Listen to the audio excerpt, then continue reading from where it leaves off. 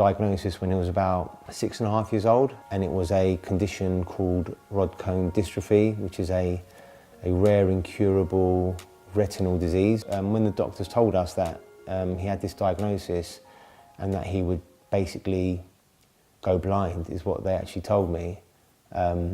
Sorry. We didn't know how it would manifest. It's like we received the diagnosis and that caused the onset of his vision loss. Because prior to that, there was nothing to suggest that there was anything wrong with him. Well, I like football a lot because I watched Arsenal a lot when I was younger, and I went to the games and... You're watching it all the time. And I'm watching it all the time, and I love playing it as well. Well, when the goals go in, and then the cheering and the goals, the songs even. We just had no idea where this was going. We thought maybe it would stay as it is, or will he lose his vision completely? So it was a constant, battle to come to terms with the new kind of norm for us on a weekly basis. We had no idea where it was going to go. We've kind of just blinked and our son's gone blind just like that. We've got pictures up around the house of, a couple of years ago, and Mikey was fully sighted, looking at the camera, smiling, and we were all happy, not knowing. We did try and do something which was a form of acupuncture.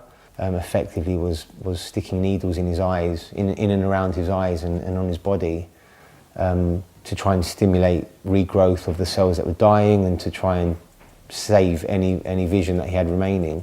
And even when he'd lost his vision completely, and before England came, I'd still ask him what he'd want to be, and he'd always say a footballer.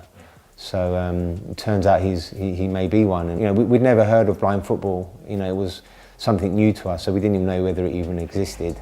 My wife found eventually the Tottenham Hotspur Centre of Excellence, which was actually quite local to us. Yeah, we owe a lot to them because without them, Mikey wouldn't have had this chance. And how does he feel as an Arsenal fan playing at the Tottenham Hotspur Centre of Excellence? He loves it because he goes with his Arsenal top and rubs it in, and he says it. He'll always go with his Arsenal top. And you train with England, right? Yeah. How did that come about?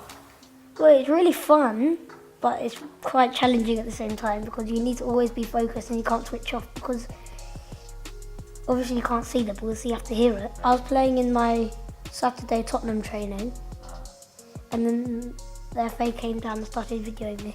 Wow. And then they said that I wasn't good enough to go up there. But even if you get scouted at this age, for example, they can't enter the England setup officially until he's 13 years old, because they need to physically develop, train their skills, because obviously they rely on different skills, not just obviously playing football. They rely on their senses. They need to be a lot bigger, stronger, so that they, when they eventually collide with players, they're able to, withstand the force. And one day, do you think you'll play for England? Yeah. Yeah?